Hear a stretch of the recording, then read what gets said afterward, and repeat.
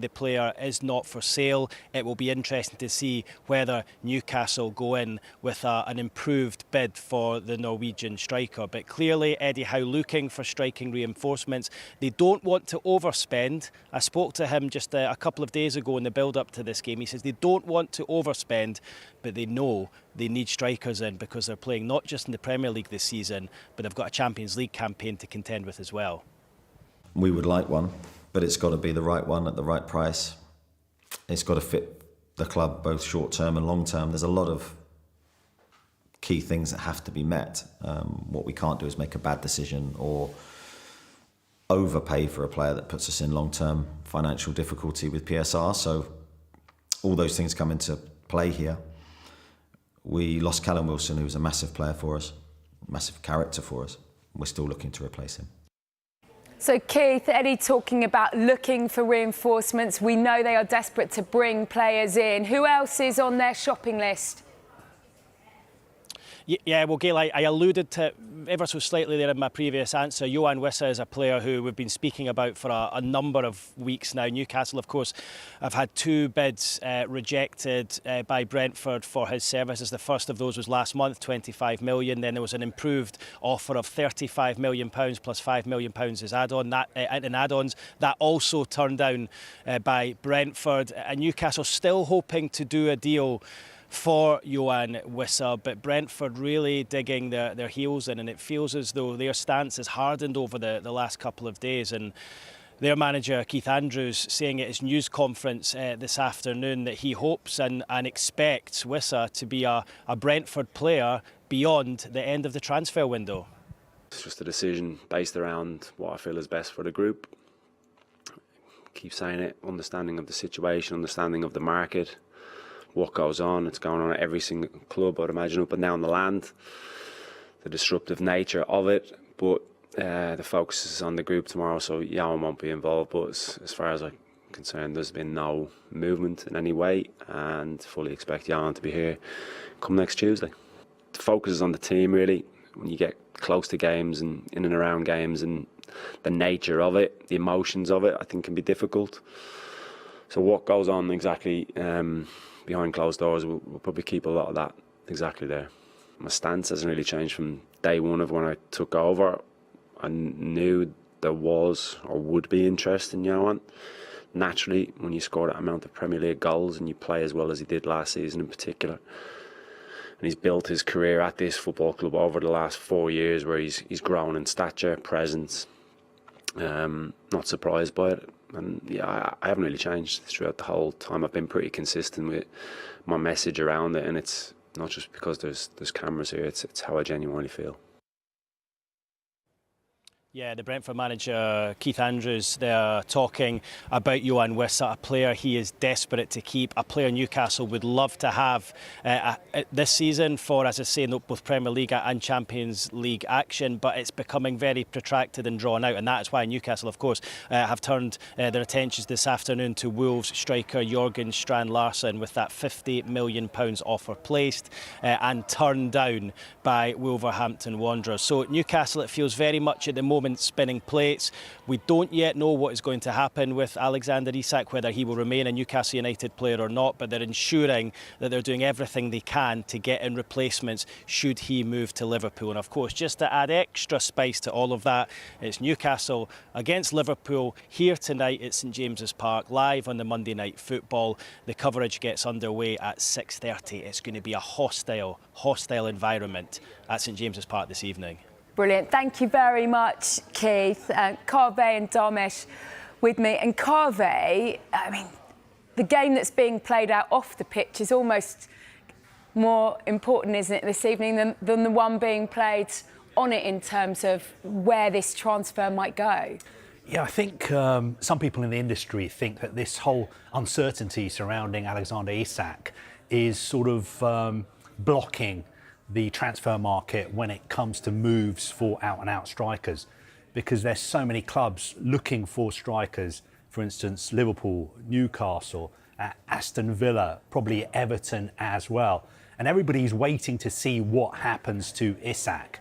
And people just think maybe once this game is out of the way, we will get some more clarity. Because if Liverpool are going to make another offer for him, you would think they would make it after this game. So some people I speak to in the industry think in the next 24 or 48 hours, the situation should become a lot clearer. And depending on what happens to Isak, that will have a knock-on effect on the future of players, for instance, like Nicholas Jackson at Chelsea. Yeah. You've got to remember as well what Newcastle United said in their statement, because as much as they would want to keep Alexander Isak, they said that the conditions and the terms of a sale were not met.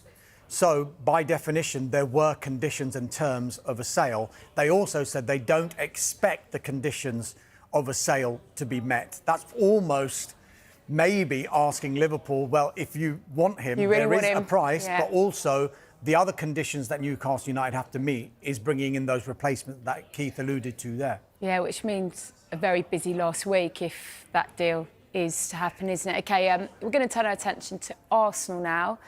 And talking of busy summers, 8th signing, Darmish, possibly on the way? Yeah, Eberechi Eze was their 7th summer signing. You know, it's around £250 million spend that they've made so far, but they don't look like they're stopping because they're exploring a deal for the Bayer Leverkusen defender Piero Hincapié, Ecuador international.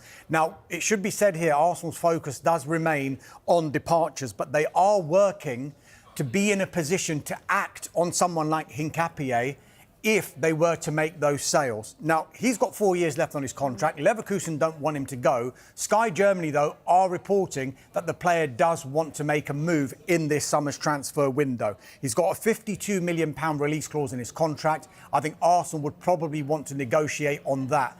Tied in with all of this, I mentioned departures. Jakub Kiwior, who's a central defender on that left side of central defence for Arsenal, who can play left back as well, rather like Hincapié. He's interesting. Porto and Arsenal are still in talks over that signing. We think that the total deal is worth around £23 million, including a loan fee. Added to that, Alexander Zinchenko, who can play on that left side of the defence as well. He's been interesting a number of clubs. Fenerbahce, they spoke to Alexander Zinchenko and his representatives in this transfer window, but they couldn't come to an agreement over the finances of that deal. And they then switched their attentions to a holding midfielder in Edson Alvarez from West Ham United, who they ended up signing. Other departures that Arsenal will be looking at, Albert Sambi Lokonga, they'll listen to suitable offers for. Fabio Vieira as well. Stuttgart were really pushing. We think Porto, again, might be looking at Fabio Vieira. They might even be looking at Alexander Zinchenko. It looks like everyone that may want to leave Arsenal, Porto seem to be interested in them. Let's see if they can sign one or even two of those players. But it's clear that they do want to go back into the market, but it might depend on sales. Yeah. What about the Manchester City and the goalkeeping situation, which I think quite a few people will find particularly interesting, you know, perhaps off the back of that performance of the weekend from James Trafford? Right, the two keepers in your picture there, Ederson and James Trafford, Manchester City's intention is to keep both of those players. However, Ederson is into the final year of his contract at Manchester City, and there is serious interest from Galatasaray. They've held talks. They were proposing an offer to Manchester City, but at the moment Manchester City are sitting tight on that one. They don't want either of these players to go. Well, Trafford, of course, they've just signed. Now, it is understood that Manchester City have made initial contact with Paris Saint-Germain over Gianluigi Donnarumma. That contact highlighted a gap in valuation. PSG value Donnarumma, there he is, at around £35 million plus. Now, there are some sources who may be suggesting that Donnarumma thinks, is that a little bit too high for me? I've got 1 year left on my contract. You don't clearly want me here because we haven't managed to agree on a new contract. I mean, he waved goodbye, didn't he, last week? He did, but there's a little over a week of this window to go. And at the moment, Ederson's still a Manchester City player. Donnarumma is still a PSG player, and that could remain the case.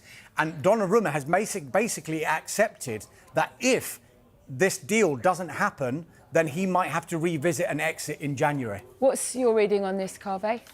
Well, I don't think Donnarumma thinks that £35 million is too much for him, because when he looks in the mirror, he sees the best goalkeeper in the world. And obviously he's got a big ego. And even though he's got a year left on his contract, I think £35 million is pretty cheap for a goalkeeper as good as Donnarumma. Now, what happened on Friday is that he went to PSG's home game, and he will be leaving PSG with the best wishes of everyone at the club. After the game, he had a very long, emotional, personal meeting with the PSG president, Nasser Al-Khelaifi. And I think they talked about all the good times, all the trophies that they've won together. And I think Mr. Al-Khelaifi said to him, look, you can leave this club with your head held up high. You're leaving this club in the right way. Okay, we weren't able to agree a new contract, but this is for the best. And I think it was a very emotional meeting. I think Donnarumma then obviously said goodbye to all the fans, everybody at the club. He also had a long chat with the head coach, Luis Enrique. Obviously, Luis Enrique was crucial in the decision for Donnarumma to leave. But I actually think PSG are going to do whatever they can to make sure that his future is resolved in the next few days, because they think so highly of him, even though they weren't able to sort out a new contract. Do you think they'll have to bring the price down, though? I don't know. They will sort his future out. Okay. He's not going to be not playing for the whole season. He's not going to be jobless. Too good to be jobless. Okay, stay with us here on the Transfer Show, and we're going to discuss the keeping situation at Manchester United in a few minutes' time, as well as bring you the latest on Rasmus Hojlund.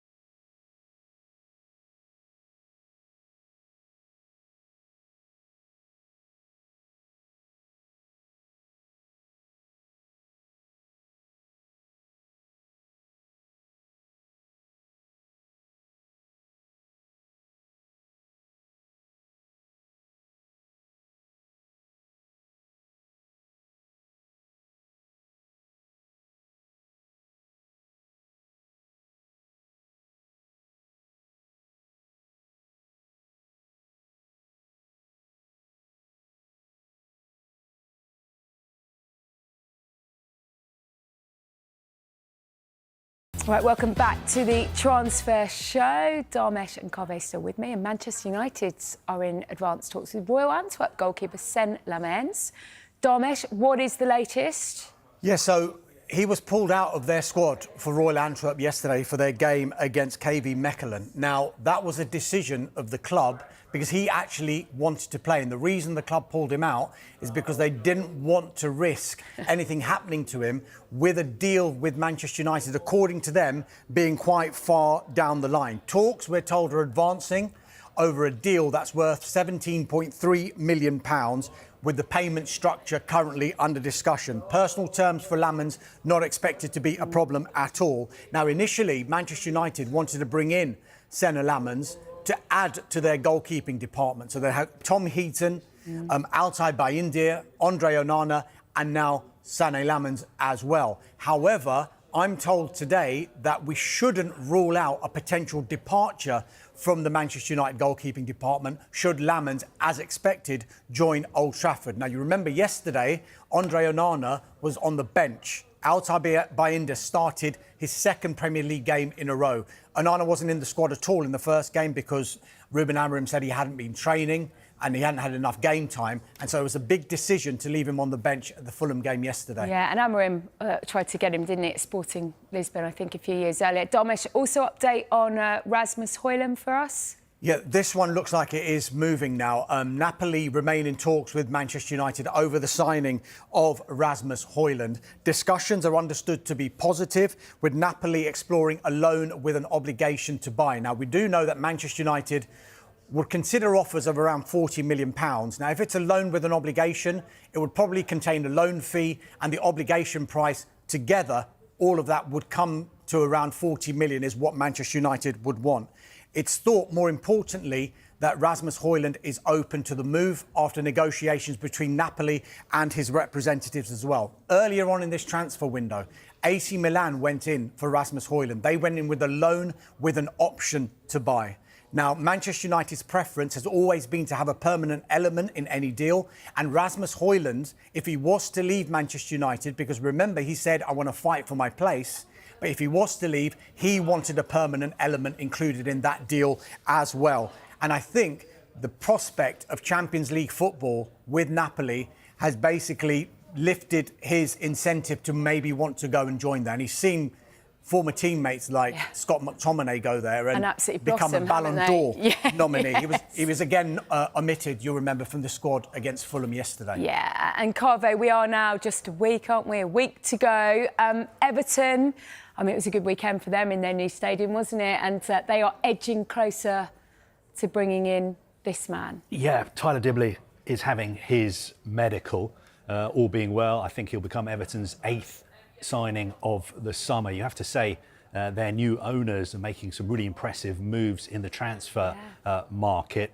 I think if they get Dibbling, that means that they will have forwards on the pitch like Dibbling, Jack Grealish, Endai as well. And there's talk that there could be a 9th signing as well, because I think David Moyes ideally may want to sign another striker as well. But very eye-catching moves that Everton have been making in the market this summer. And he was, of course, left out of Southampton's squad at the weekend, wasn't he? Crystal Palace as well. This is the one that maybe caught our eye a little bit earlier today. What do you know about Conor Gallagher? Well, Crystal Palace fans have got very, very fond memories of Conor Gallagher. He was their player of the season 3 or 4 years ago when he moved out on loan from Chelsea. Of course, now he's at Atletico. There has been some talk, especially in the Spanish media, that maybe he could be sold this window. I'm not sure that is really the case. He had a pretty good season last year, didn't he? Yeah, no, he did. And he's a sort of fan favourite as well. I think Atletico fans would be very unhappy if he was to be sold.